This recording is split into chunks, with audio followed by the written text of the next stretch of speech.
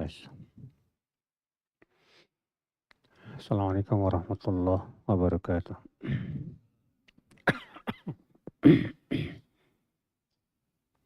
Alhamdulillah, nahmaduhu wa nasta'inuhu wa nastaghfiruhu wa na'udzu billahi min syururi anfusina wa min sayyiati a'malina. Man yahdihillahu fala mudilla lahu wa man yudlil fala hadiyalah. Wa asyhadu an la ilaha illallah wahdahu la syarikalah wa asyhadu anna Muhammadan abduhu wa rasuluh. Kita lanjutkan saudaraku seiman Targhib wa Tarhib, masuk ke bab at-tarhib min an yas'alal insan maulahu aw qaribahu min fadli malihi fayabkhal alaih aw yusrifu sadaqatahu ilal ajanib wa aqribauhu muhtajun. Ancaman dari seorang insan meminta kepada maulanya atau kerabatnya dari kelebihan hartanya. Lalu kemudian kerabatnya ini bakhil. Atau dia malah memberikan kepada orang lain. Sementara kerabat-kerabatnya membutuhkan. Maksud bab ini, Pak, orang yang lebih loyal sama temannya, sementara kakaknya yang susah dicuekin, pamannya yang miskin dicuekin. Iya, yang seperti ini, akhi, ya diancam, nanti akan saya sebutkan apa ancamannya, Pak. Hadis 895. An Bahz bin Hakim an abihi an jaddih qal qultu ya Rasulullah man abar qala ummak thumma ummak thumma ummak thumma abak thumma al-aqrab fal-aqrab.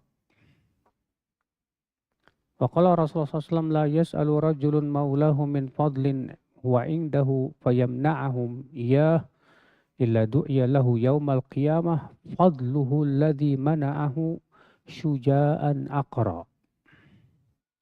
Rahu Abu Daud wa lafdhu lahu an-Nas wa an-Nasa'i wa Tirmidzi wa qala hadithun hasan. Ada seorang laki-laki, ya, seorang sahabat Nabi SAW, yaitu Abdullah bin Amr bin Al-As, bertanya kepada Rasulullah, "Hai Rasulullah, kepada siapa aku berbuat baik?" Kata Rasulullah, "Ibumu." Kemudian ibumu, kemudian ibumu, kemudian bapamu, kemudian kepada yang lebih dekat lagi, lebih dekat lagi.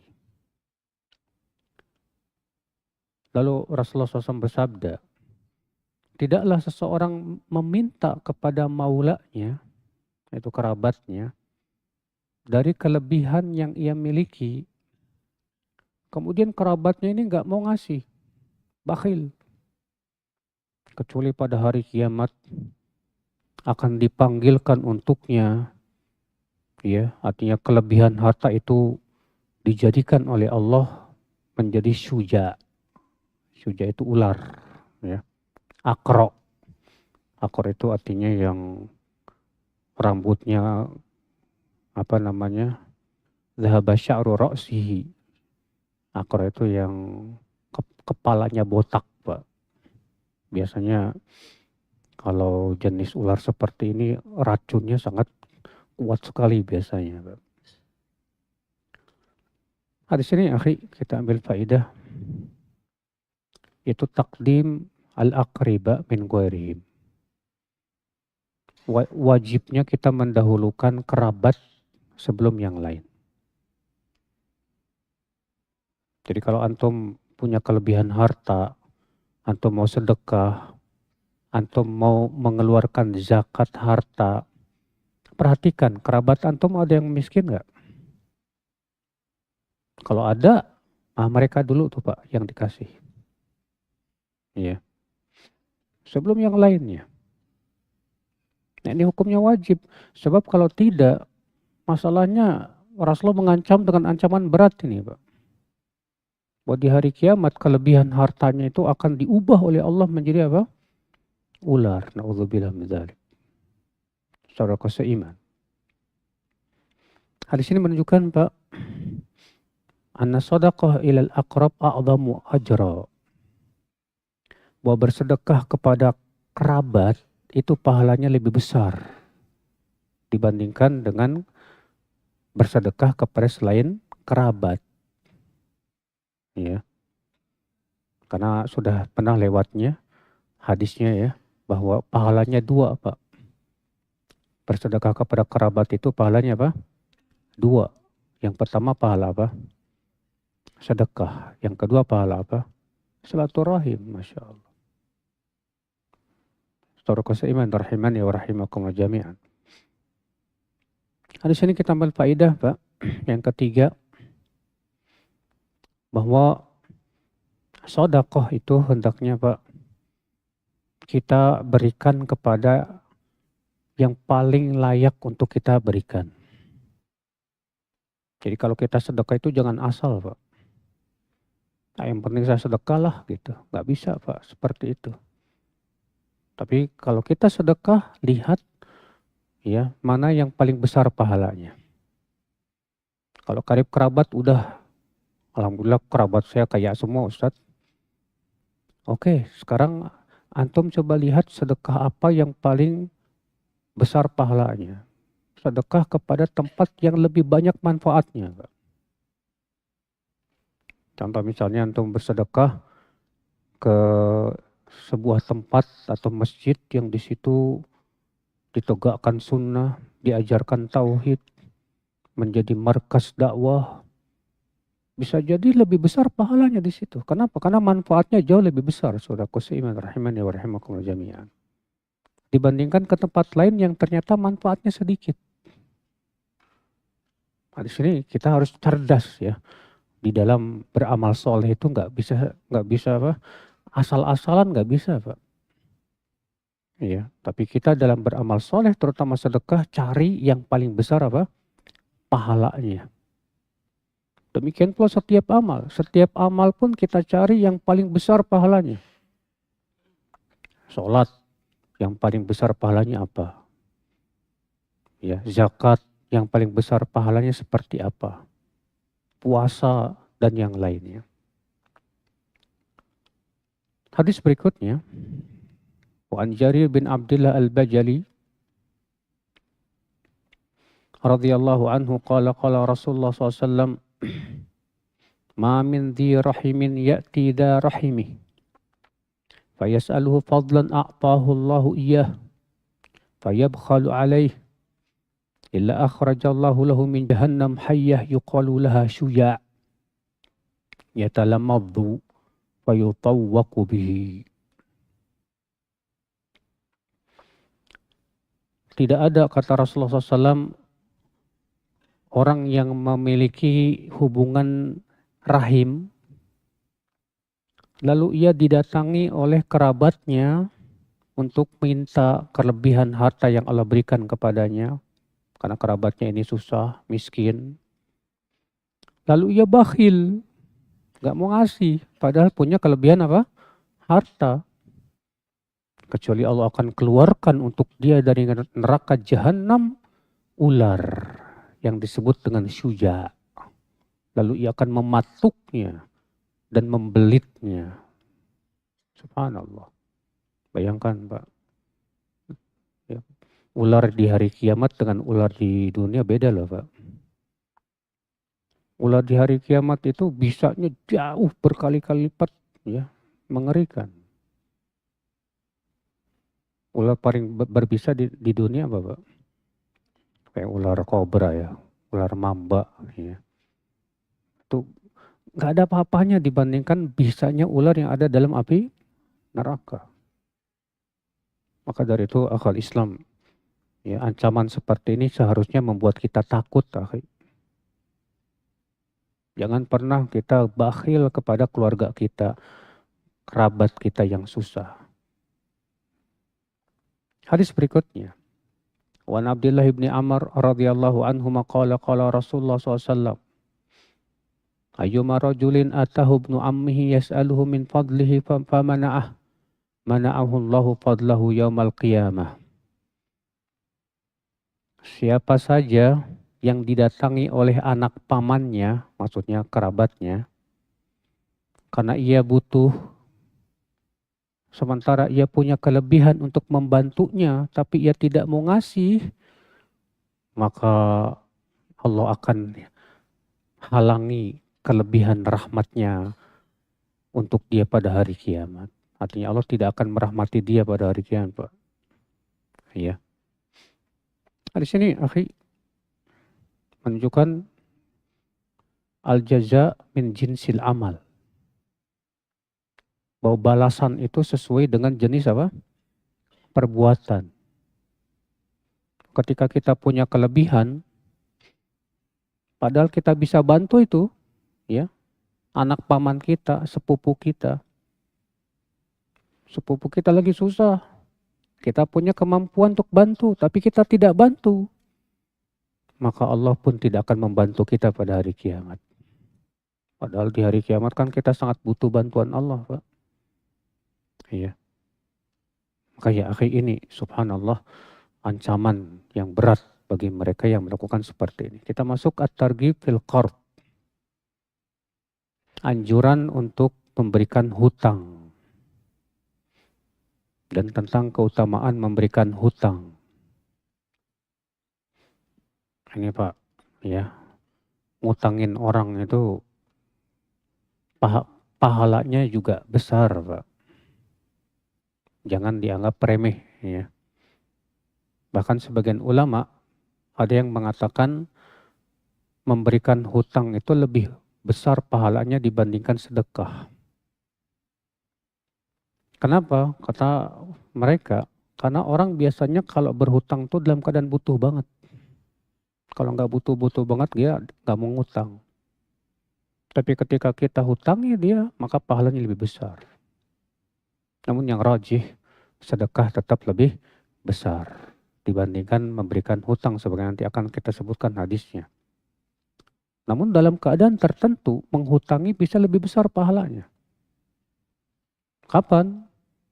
Ketika kita memberikan hutang itu akhwal Islam, ya, dalam keadaan si penghutang ini memang betul-betul susah hidupnya, sangat butuh bantuan. Kalau kita hutangi dia dengan niat untuk kita bebaskan hutangnya itu. Ya kata Islam saudaraku seiman rahimani wa rahimakumullah jami'an. Hadis 898. Anil Bara' bin Azib radhiyallahu anhu qala sami'tu Rasulullah SAW yaqul man manaha manihata labanin aw wariqin aw hadda zuqaqan kana lahu mithlu itqi raqabah rahu Ahmad wa Tirmidzi wa lafdhu lahu wa Ibnu Hibban fi sahihihi wa qala Tirmidzi haditsun hasanun sahih. Siapa yang memberikan susu kepada orang yang butuh atau menghutangkan dirham atau menunjukkan jalan, maka pahalanya seperti memerdekakan seorang budak. Rasulullah SAW mengatakan di sini, Pak, siapa yang memberikan apa? Susu kepada orang yang membutuhkan. Antum misalnya memelihara kambing etawa, ya, yang antum peras susunya, Pak. Kemudian ada orang miskin butuh minta susu, antum kasih, Masya Allah. Itu pahalanya kata Rasulullah SAW seperti memerdekakan seorang budak. Awarik, atau ia meminjamkan dirham. Warik itu dirham. Karena dirham itu terbuat dari apa? Perak. Atau ia menunjukkan jalan. Ada orang nanya ke antum, Pak, kalau jalan ini di sebelah mana ya Pak? Oh Pak, sebelah sana tuh Pak, nanti Bapak ke lurus aja, Terus ada perempatan, Bapak ke kanannya Pak, di situ tempatnya. Bapak sudah nunjukin jalan orang. Ternyata itu pun pahalanya besar Pak. Ya, karena kata Rasulullah SAW, maka dia mendapatkan pahala seperti memerdekakan seorang budak, Masya Allah. Maka ini menunjukkan Pak, jangan pernah kita menganggap remeh kebaikan Pak. Karena ini hal-hal seperti ini kan dianggap remeh, ya enggak? Nunjukin jalan orang ketika bertanya karena dia nggak tahu jalan, kita anggap remeh pasti itu Pak. Tapi ternyata pahalanya Masya Allah. Bagaikan memerdekakan seorang apa?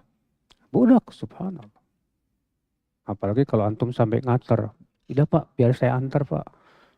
Ya, mungkin Bapak bingung jalannya karena berekaliku. Ya udah saya antar sampai ke sana. Diantar sama Bapak ke sana, Masya Allah. Oh, Masya Allah, besar itu pahalanya Pak. Ya, jangan dianggap remeh, saudaraku seiman, rahimani wa rahimakumullah jami'an. Hadis berikutnya 899. Wa Abdullah bin Mas'ud radhiyallahu anhu anna Nabiy sallallahu alaihi wasallam qala kullu qardin sadaqah. Setiap hutang yang kamu hutangkan ke orang itu adalah sedekah. Yang menghutangkan orang itu adalah apa? Termasuk sedekah. Hadis 900 an Abi Umamah radhiyallahu anhu an Nabi sallallahu alaihi wasallam qala dakhala rajulun al-jannah fara'a maktuban ala babiha as-sadaqah bi asyri amsalihha wal qardu bi thamaniyata asyar rahu Tabrani wal Baihaqi. Nabi SAW bersabda, ada orang masuk surga, lalu ia melihat di pintu surga ada tulisan, sedekah itu pahalanya 10 kali lipat. Dan meminjamkan, menghutangi orang itu 18 kali lipat. Ya, artinya dia masuk surga gara-gara menghutangi apa? Orang, Pak. Ya, sebagian disebutkan dalam hadis lain, ada seorang laki-laki waktu hidupnya di dunia, Pak, dia suka memberikan hutang ke orang.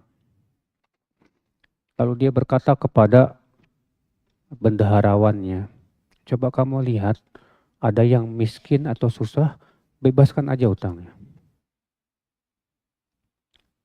Kemudian pada hari kiamat, Allah akan hisab dia. Allah berfirman kepada dia, apa amalmu? Lalu orang ini berkata, aku gak punya amal ya Allah. Kata Allah, tadzakkar, coba kamu ingat-ingat. Diingat-ingat sama dia, oh iya dulu waktu di dunia ya Allah, aku suka ngasih hutang ke orang. Lalu aku berkata kepada bendaharawanku, coba lihat, yang berhutang ke kita itu ada yang susah gak hidupnya? Kalau ada, bebaskan aja hutangnya. Maka Allah berfirman, di hari ini kamu lebih layak untuk aku bebaskan dari api neraka. Masya Allah, gara-gara itu dia dibebaskan dari apa? Api neraka, masuk surga. Ya, cuman terkadang Pak, yang bikin kesel itu ada orang yang kerjaannya ngutang tapi nggak mau bayar, padahal mampu. Nah ini yang kita nggak bisa maafkan Pak. Karena orang kayak ginian kasihan Pak. Karena hutang itu akan dibayar dengan amalan soleh dia nanti pada hari kiamat itu. Ya. Kadang maaf aja, yang udah ngaji begitu terkadang Pak. Utang sama kita, pas ditagih, afwan akhi, antum kan saudara aneh. Ya saudara, tapi masalah utang ya bayar dong mas. Ya. Sementara dia mampu. Kata Rasulullah, mutlul ghaniyyi dzulmun. Menunda-nunda pembayaran hutang padahal dia mampu bayar, itu kezoliman. Itu apa? Kezoliman. Satu hari antum tunda, satu hari antum zalim. Gimana kalau antum tunda setahun, 1 tahun antum zalim. Hati-hati, akhi. Ya. Maka dari itu, jangan pernah bermudah-mudahan masalah ini, saudaraku seiman.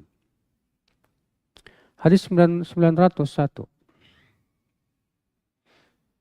An Abdullah bin Mas'udin radhiyallahu anhu anna Nabiy sallallahu alaihi wasallam qala, "Ma min muslimin yuqridu musliman qardan marratain illa kana qasadaqatiha marrah."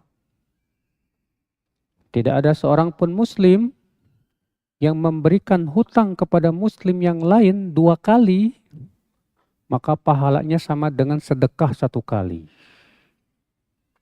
Berarti menghutangi 2 kali sama dengan sedekah berapa? 1 kali. Tapi ada hadis yang lain, Pak, yang bikin gembira, Pak. Dalam hadis riwayat Tabrani, di mana Rasulullah mengatakan, ya, orang yang bersedekah, menghutangi 2 kali, maka sama dengan sedekah 1 kali. Ketika ia tangguhkan pada waktu pembayaran dan berkata, nanti aja. Maka setiap harinya dari penangguhan itu dapat pahala 2 kali sedekah. Ketika hari haknya lagi, dia tangguh lagi, dia berkata, gampang nanti aja. Kata Rasulullah, maka setiap harinya dia dapat 3 kali lipat sedekah. Masya Allah. Fadlu minallah, karunia Allah yang sangat luas ini, Pak. Ya, bagi mereka yang bagi antum yang suka menangguhkan dan memberikan kemudahan buat orang yang antum tahu memang hidupnya susah. Ya udah nggak apa-apa, bayarnya nanti aja. Kalau kamu udah bisa bayar, tenang aja. Masya Allah, saudaraku seiman, rahimani wa rahimakumullah jami'an. Itu menunjukkan antum punya sifat dermawan, Pak. Iya.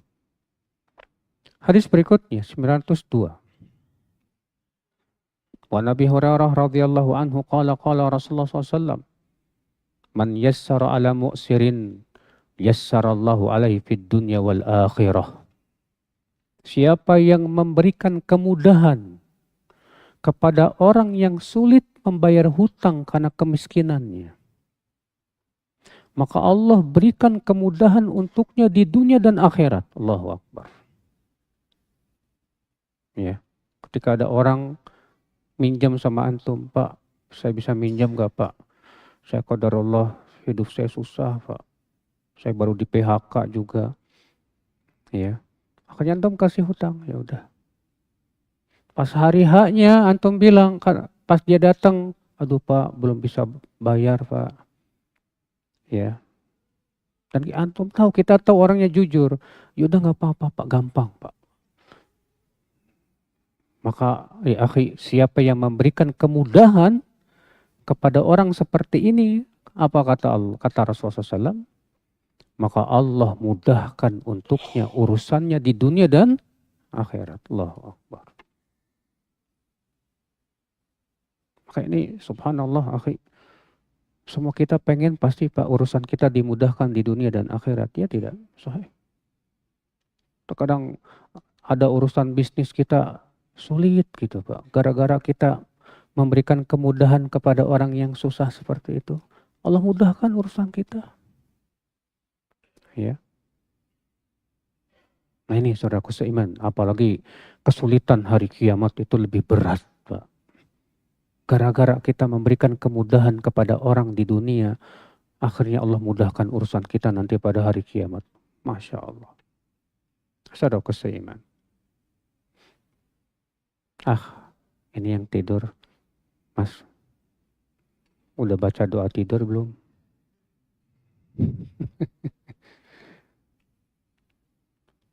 Kita masuk at-targhib fit taisir alal mu'sir wa indharuhu wal wada' anhu.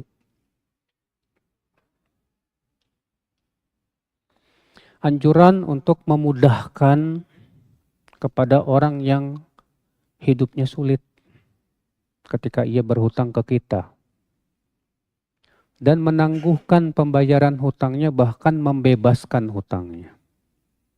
Sudah kita sebutkan tadi, ya, permasalahan tadi. Hadis 903. Wa Nabi Qatadah annahu talaba ghariman lahu fatawara anhu thumma wajadahu faqala inni mu'sir. Qala Allah qala fa inni sami'tu Rasulullah SAW yaqul man sarrahu an yunjiyahu Allah min qurabi yaumil qiyamah fal yunaffis an mu'sir aw yadha anhu. Rawahu Muslim wa ghairuhu. Dari Abu Qatadah ini Pak, salah seorang sahabat yang kaya raya Pak, bahwa ia menagih hutang ke orang yang berhutang kepada dirinya. Rupanya yang ditagih ini apa Pak? Ngumpet. Ya. Ketakutan. Akhirnya dia kejar. Akhirnya dapat. Kemudian orang ini berkata, ini mu'sir. Aku susah hidupku. Belum bisa bayar hutang. Kata Abu Qatadah, demi Allah? Iya demi Allah. Kata Abu Qatadah, sesungguhnya aku mendengar Rasulullah SAW bersabda, siapa yang suka untuk diselamatkan oleh Allah dari kesulitan pada hari kiamat, hendaklah ia memberikan kemudahan kepada orang yang susah membayar hutang karena kesulitan hidupnya. Atau membebaskannya. Maka kemudian Abu Qatadah pun membebaskan hutangnya. Pak. Subhanallah. Ini luar biasa sekali Pak ya. Sahabat Nabi itu langsung praktek Pak. Ketika tahu orang yang berhutang nih susah hidupnya, dia langsung ingat hadis. Masya Allah. Nah itulah Pak, kalau kita punya ilmu lalu kita amalkan, Masya Allah Pak. Ya, seperti sahabat Nabi SAW seperti ini. Hadis ini menunjukkan saudaraku seiman, yang pertama anjuran untuk memberikan kemudahan kepada orang yang hidupnya sulit dan ia punya hutang sama kita. Mudahkan urusannya, tangguhkan hutangnya, atau bahkan bebaskan sekalian. Wallahi Pak, ya, Allah mudahkan kesulitan kita pada hari kiamat itu lebih agung Pak, lebih besar. Wallah. Karena di hari kiamat kita sangat butuh bantuan Allah, saudaraku. Di hari kiamat tidak ada yang bisa menyelamatkan kita kecuali amal kita, Pak. Maka subhanallah, saudaraku seiman, ya, orang yang di hatinya ada keimanan, ketika mendengar hadis seperti ini, Pak, Masya Allah, dia akan semangat kepada kebaikan, saudaraku seiman, rahimani wa rahimakumullah jami'an. Hadis ini menunjukkan, Pak, hirsus sahabah, semangat para sahabat dalam mengamalkan ya ilmu.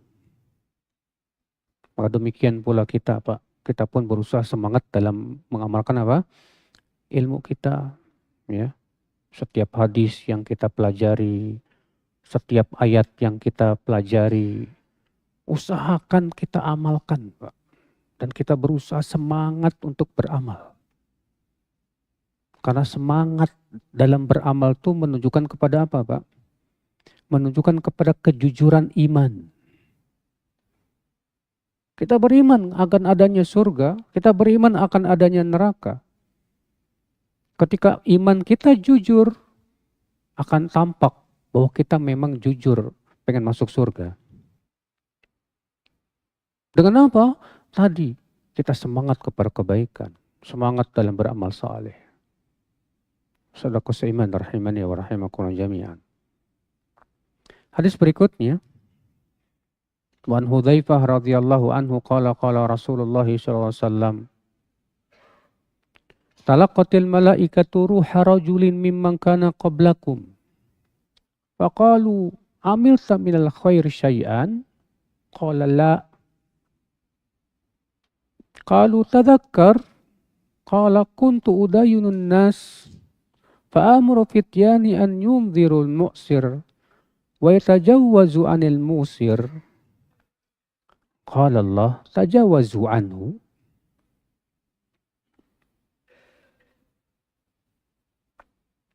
Para malaikat, kata Rasul bersabda, para malaikat mengambil roh seorang laki-laki dari orang-orang sebelum kalian. Ini cerita tentang orang-orang sebelum kita, Pak. Ini para malaikat, kok para malaikat gimana ini? Bukannya malaikat pencabut nyawa cuma satu? Iya, iya Pak, memang betul. Malaikat pencabut nyawa satu, tapi pembantunya banyak. Ya, sebutkan dalam hadis Al-Bara' bin Malik begitu. Sebutkan dalam hadis Al-Bara' bin Malik bahwa ketika seorang mau meninggal dunia, maka turunlah malaikat-malaikat, ya kalau dia muslim nih, mayatnya mukmin yang mau meninggal nih, kata Rasulullah SAW apa? Maka turunlah malaikat-malaikat yang wajahnya putih bersih, membawa kain kafan dari surga dan wewangian dari surga. Fayajlisuna minhu maddal basar. Lalu malaikat-malaikat itu duduk sejauh mata memandang. Lalu datanglah malaikat maut dan ia pun duduk di sisi kepala si mukmin ini. Lalu malaikat maut itu pun mencabut nyawa si mukmin. Dan nyawa si mukmin pun keluar seperti air yang keluar dari teko, kata Rasulullah SAW. Setelah selesai keluar, maka malaikat-malaikat yang wajahnya putih bersih tidak membiarkan roh mukmin ini berada di tangan malaikat maut sekejap mata pun. Maka mereka langsung mengambilnya, disimpannya di dalam kain kapan yang berasal dari surga itu, lalu dinaikkan ke langit. Setiap langit itu akan diikuti oleh malaikat muqarrabun. Ya. Nah ini Pak, makanya Rasulullah mengatakan begini dalam hadis ini.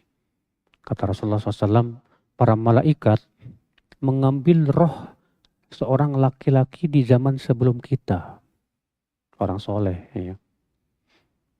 Lalu para malaikat ini berkata, hai fulan, apakah kamu mengamalkan kebaikan? Kata si fulan, enggak. Kata para malaikat, coba ingat. Kata si fulan ini, iya, dulu aku suka ngasih utang ke orang-orang. Lalu aku perintahkan orang-orangku, coba lihat, kalau ada yang susah, maafkan aja. Kalau ada yang mudah, berikan kemudahan. Masya Allah, saudaraku seiman rahimani wa rahimakumullah jami'an.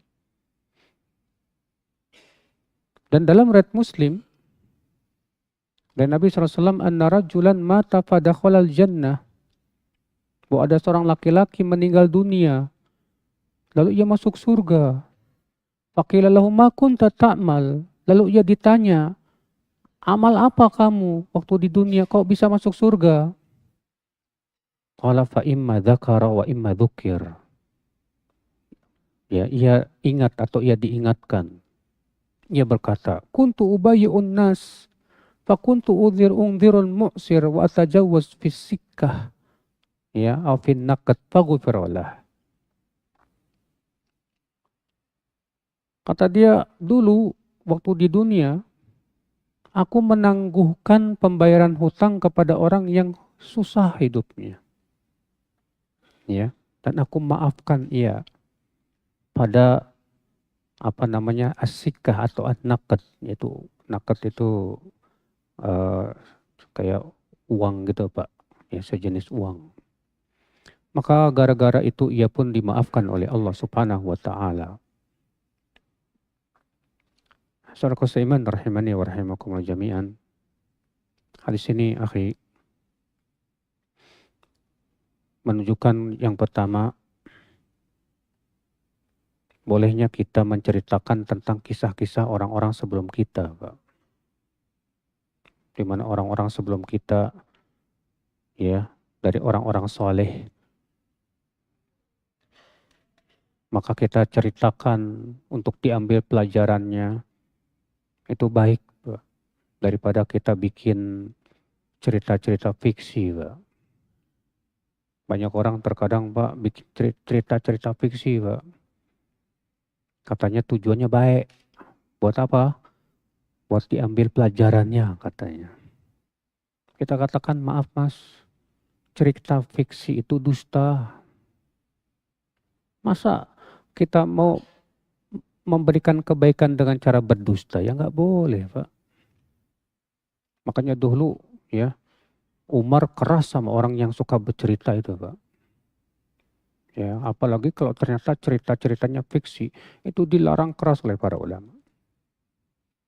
Jadi yang benar gimana? Ceritakan orang-orang soleh. Banyak cerita-cerita orang soleh itu Pak. Ya, cerita tentang kesolehan siapa? Ya, Abdullah bin Umar. Cerita tentang ibadah Abdullah bin Amr bin Al-As. Cerita tentang kedermawanan Utsman bin Affan. Cerita tentang ya keberanian Ali bin Abi Thalib. Cerita tentang kehebatan Abdullah bin Mubarak. Cerita tentang ya apa keberanian Ibnu Taimiyah. Coba ceritakan kepada mereka, Pak. Cerita-cerita ini lebih bermanfaat, Pak, daripada kita cerita tentang si kancil mencuri mengentimun. Ya, ya. Kita waktu kecil kan seringnya diceritain kayak gitu, Pak. Si kancil mencuri mentimun katanya. Udah gede jadi koruptor. Ikhwata Islam saudaraku seiman rahiman ya rahimakumullah jami'an. Hari ini kita ambil faidah, akhi.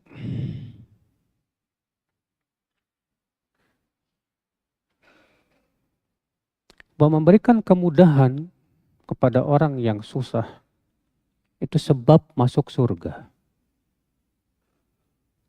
Yang menyebabkan seseorang masuk surga itu adalah memberikan apa?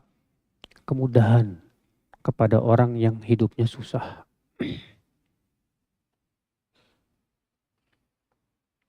Hadis ini kita ambil faidah yang bisa kita petik juga saudaraku seiman. Hadis ini menunjukkan adanya malaikat yang membantu malaikat maut untuk mengambil roh seorang manusia. Karena sudah kita sebutkan tadi Pak, bahwa malaikat maut itu memiliki pembantu. Ya. Malaikat mautnya satu, tapi pembantunya banyak. Ya.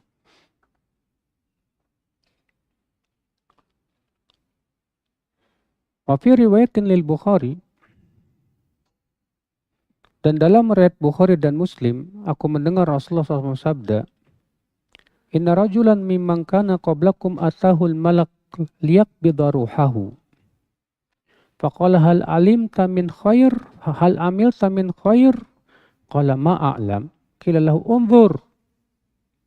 Qala ma'a'lamu syai'an ghairu anni kuntu ubayyu'un nas fid dunya fa unzirul musir wa atajawaz al mu'sir fa adkhalahu Allahul jannah. Dahulu ada seorang laki-laki yang didatangi oleh malaikat maut untuk dicabut nyawanya, kata Rasulullah SAW.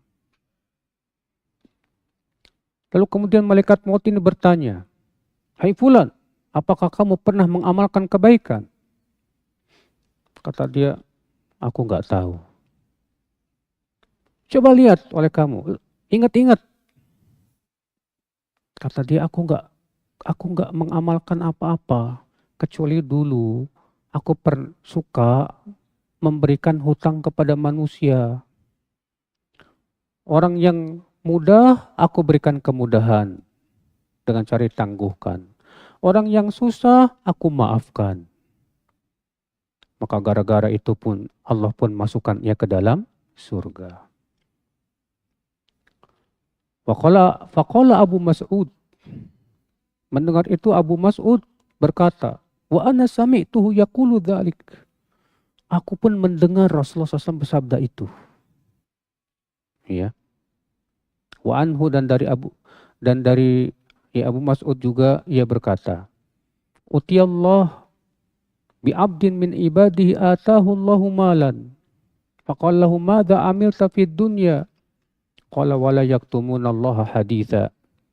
Qala ya Rab, ataitani malan fakuntu ubayyi'un nas wa kana min khuluqil jawaz fakuntu uyassiru 'alal musir wa unzirul mu'sir. Faqala Allah Ta'ala, ana ahaqqu bidzalika minka tajawazu 'an 'abdi. Didatangkan seorang hamba kepada Allah dari hambanya yang diberikan oleh Allah harta. Ya. Lalu Allah berfirman kepada si hamba ini.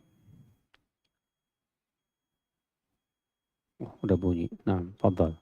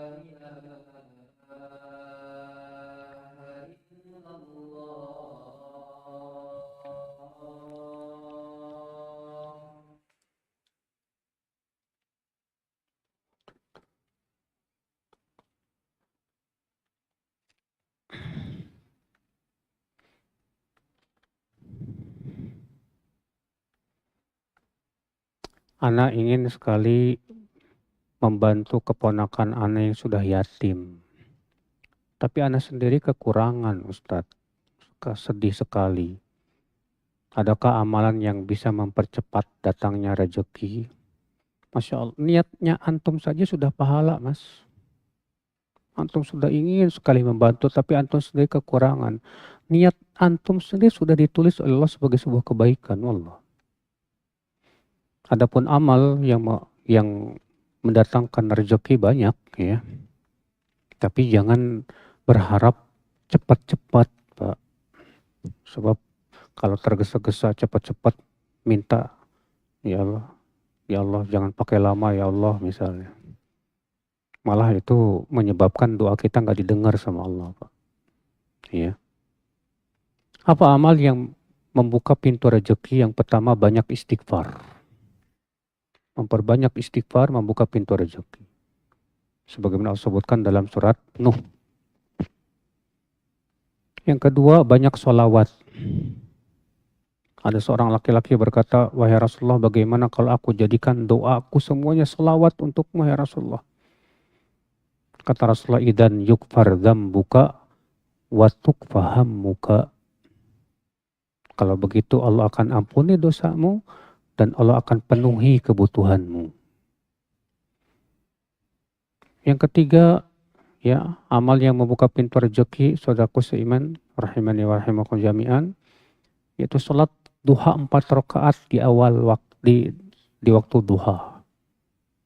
Sebutkan dalam hadis qudsi Allah berfirman, ya, man shalla arba'a raka'atin fi awwalin nahar, ya, siapa yang bisa sholat 4 rakaat di awal siang, maka Allah akan cukupkan kebutuhannya di akhir siang. Di antara amal yang membuka pintu rezeki, akhi, takwa. Allah berfirman, wa may yattaqillaha yaj'al lahu makhraja wa yarzuqhu min haitsu la yahtasib. Siapa yang bertakwa kepada Allah, Allah akan berikan jalan keluar dari kesulitan hidupnya.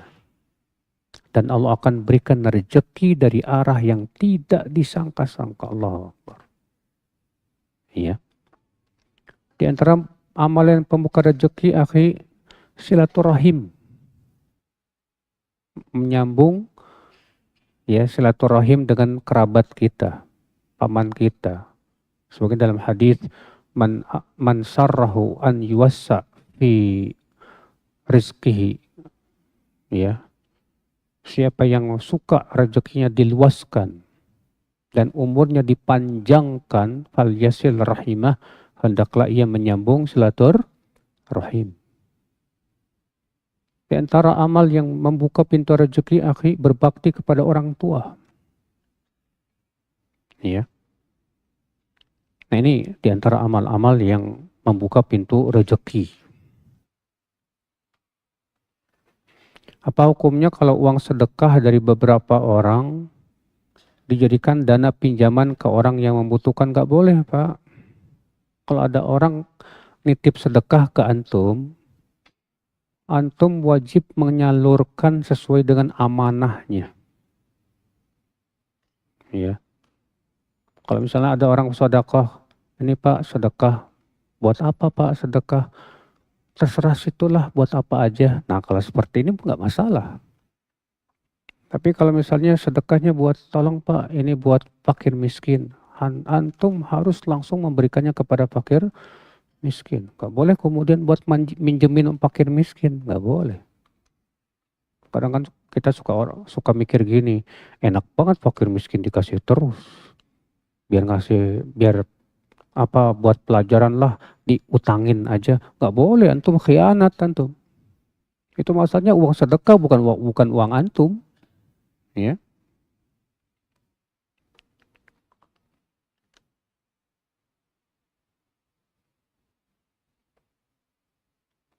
Mana yang lebih besar di hadapan Allah dosanya? Mengingkari janji atau ngutang? Berhutang, kalau memang butuh boleh.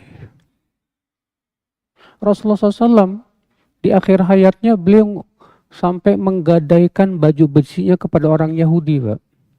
Sampai beliau meninggal belum terbayar hutangnya. Rasul, Pak. Kalau memang kita butuh untuk berhutang gimana? Boleh, gak masalah. Jadi berhutang itu bukan dosa, Pak. Jadi jangan dibandingkan dengan mengingkari apa? Janji. Dosa itu kalau sengaja kita ngutang tapi niatnya nggak mau bayar. Maka kata Rasulullah, orang ini di sisi Allah pada hari kiamat dibangkitkan sebagai pencuri. Karena niatnya tersebut. Ya. Nah, mengingkari janji dosanya besar karena itu termasuk sifat kemunafikan. Kata Rasulullah, ayatun nifaq thalathan. Tanda orang munafik itu 3. Wa idza wa'ada akhlaf. Kalau berjanji dia tidak menepati. Iya.